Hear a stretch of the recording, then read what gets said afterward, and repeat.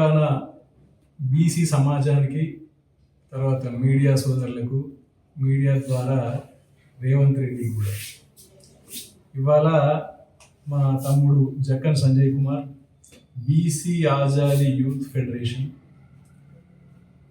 చట్టసభల్లో బీసీ వాటా కోసం, ఇక్కడ కామారెడ్డి డిక్లరేషన్ అమలు కోసం, కుల జనగణన తక్షణం జరపాలని, అదే సమయంలో స్థానిక సంస్థల్లో 42% మీరు ఇస్తా అన్న డిక్లరేషన్ ఏదైతుందో దాన్ని అమలు చేయాలని చెప్పేసి ఆమరణ దీక్ష పెట్టుకోవడం జరిగింది.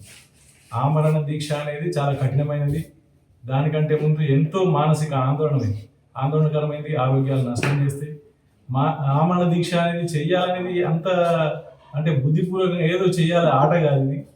కానీ ఇవాళ తెలంగాణ బీసీ సమాజం, బీసీ యువత ఎంత ఆందోళన పడుతున్నాయో ఈ రాష్ట్ర ప్రభుత్వం అర్థం చేసుకోవాల్సింది. మొన్న 42 మందితో దీనికోసం మేము ఆమరణ దీక్ష చేస్తామని ప్రకటించగానే ఆయన ఎవరు, పొన్నం ప్రభాకర్ అన్న మంత్రి, ఆయన ఏం ప్రకటించిందంటే ఎవరు ఆందోళన పడాల్సిన అవసరం లేదు, మేము కుల జనగణన జరిగినాకనే మేము ఎన్నికల్లో పోతాం అని చెప్పేసి ఆయన స్టేట్మెంట్ ఇవ్వడదు. 18వ తారీఖు సర్దార్ సర్వాయి పాపన్న జయంతి రోజున, తర్వాత 21వ తారీఖు ఆ రోజు మేము ఎలక్షన్ కమిషన్ సాయంత్రము ఎలక్షన్ కమిషన్ రివ్యూ మీటింగ్లో మేము ఆల్రెడీ ప్రాసెస్ స్టార్ట్ చేసినాము, లెక్కలు చేస్తున్నాము, తేలుస్తున్నాము, ఎలక్షన్ సిద్ధమవుతున్నాము అని చెప్పేసి స్టేట్ ఎలక్షన్ కమిషన్ చెప్పడం జరిగింది. అంటే దీన్ని ఏమనుకోవాలి మనం, ముందు జరగాల్సిందేమో వెనక జరుగుతుంది, వెనక జరగాల్సింది ముందు జరుగుతుంది. జనాభా గణన, కుల జనగణన అనేది 15 రోజుల్లో జరిగేది 4 నెలలు పడుతుంది, 5 నెలలు పడుతుంది అని అధికారులు చెప్తారు. సరే, మీరు చెప్పే 5 నెలలు పడుతుంది అనేది అంగీకరించిన, ఒకవేళ ఎన్నికల ఓటర్ లిస్టు లెక్కింపు అనేది ఒక 15 రోజుల పని, ఆ 15 రోజుల పని తర్వాత చేయొచ్చు. కానీ ఆ 15 రోజుల పనిని ముందు ప్రారంభించి ఇది మాత్రం ఇంకా స్టార్ట్ చేయలేదు. ఆ రోజు వారం రోజుల్లో స్టార్ట్ అవుతుంది అన్నాడు పొన్నం ప్రభాకర్. వారం మొన్నటికి అయిపోయింది, ఇప్పటివరకు అసలు దాని మీద ఊసు లేదు, పాస్ లేదు. అంటే జరగాల్సింది ఎక్కువ కాలం తీసుకోవాల్సిందేమో ఇంకా పని ప్రారంభం కాలేదు, తక్కువ కాలంలో అయిపోయే పని ప్రారంభమైంది. కాబట్టి ఇది ప్రభుత్వం యొక్క మోసపూరిత వైఖరిగా మనకు కనబడుతుంది. కాబట్టి యువత ఆందోళన పడుతున్న పరిస్థితి. ఇవాళ బీసీ యూత్ ఆజాదీ ఫెడరేషన్ దేశానికి స్వాతంత్రం వచ్చినాక మా లెక్కలు పోయినాయి, దేశానికి స్వాతంత్రం వచ్చిన తర్వాత మా స్వాతంత్రం పోయింది అనేది ఇవాళ అవగాహనతోటి బీసీ ఆజాదీ యూత్ ఫెడరేషన్ ఏర్పడ్డది. దాంట్లో భాగంగానే ఇవాళ ఒక తీవ్ర తెలంగాణ బీసీ ఉద్యమ చరిత్రలు ఒక తీవ్రమైన పోరాటం అనుకో, ఒక వినూత్నమైన పోరాటం అనిపింది. గతంలో స్వాతంత్ర ఉద్యమంలో గాంధీ చేసిన ఆమరణ దీక్షలు, తర్వాత తెలంగాణ ఉద్యమ కాలంలో మాదిగ దండోరా మందకృష్ణ తీసిన ఆమరణ దీక్షలు, తర్వాత కేసీఆర్ కంటే మేము కూడా ఆమరణ దీక్షలు చేయడం, జైల్లో చేసిన ఆమరణ దీక్షలు, బయట తెలంగాణ కోసం కూడా ఆమరణ దీక్షలు చేసాం. మళ్ళీ ఇవాళ బీసీ జీవితమే ఒక పోరాటమైన పరిస్థితి ఉన్నది. ఇవాళ ఆమరణ దీక్షకు మళ్ళీ నెట్టబడిన పరిస్థితి ఉన్నది. ఆమరణ దీక్ష చేయడం అనేది మాకు సంతోషం కాదు, పెద్ద యుద్ధం చేయాలనేది మాకేమీ లేదు, మాకు కోరిక కాదు.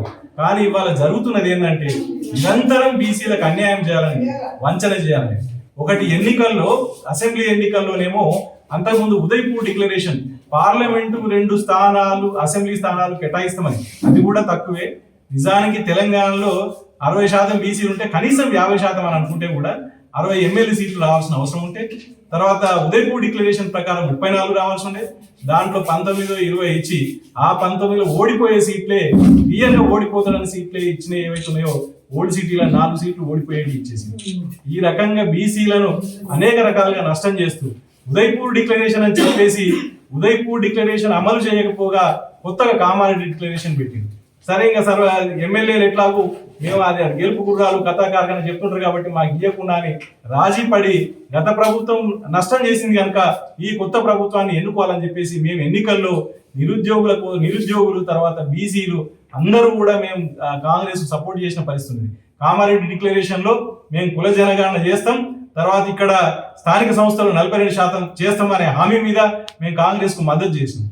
అదే సమయంలో దేశమంతా కూడా రాహుల్ గాంధీ పాదయాత్రలు, రకరకాల కార్యక్రమాలు చేస్తూ ఇవాటి వరకు కూడా కుల జనగణన చేస్తాము, చెయ్యాలి, జిత్నా ఆబాది ఉత్నే హక్ అని చెప్పేసి ఆయన ప్రచారం చేస్తూ పోరాటం చేస్తుంటే అందుకు విరుద్ధంగా ఇక్కడ రేవంత్ రెడ్డి ప్రభుత్వం, ముఖ్యంగా రేవంత్ రెడ్డి, ఆయన రెడ్డి వర్గానికి మొత్తం ఎమ్మెల్యే కానించి ఎంపీలు, నామినేటెడ్ పోస్టులు, అనేక రకాల పోస్టులు, నిన్న మొన్న వరకు కూడా జానారెడ్డి కొడుకు, తర్వాత ఇంకా పోచారం శ్రీనివాస్ రెడ్డి, రెడ్డిలకే పోస్టులు ఇస్తా పోతూ పోతూ మొత్తం మీద బీసీలను మభ్యపుచ్చుతూ, లెక్కలు చేయకుండా వాయిదాలు వేస్తూ, అన్ని అధికార పోస్టులు, నామినేటెడ్ పోస్టులు, అన్ని పోస్టులు వాళ్ళకి ఇచ్చుకుంటూ అన్యాయం చేస్తున్న క్రమంలో ఈ అవమానకర ఈ రేవంత్ రెడ్డి పాలనలో బీసీ యువత అనేది నిరంతరం ఒక వేదన గురవుతున్న పరిస్థితి. ఒకవైపు అవమానాలు, ఒకవైపు అవకాశాలు లేకుండా చేయడం. కాబట్టి ఇట్లాంటి పరిస్థితుల్లో ఇంకా యుద్ధమే తప్ప మాకు వేరే మార్గం లేదని చెప్పేసి యువత నిర్ణయించుకున్నది.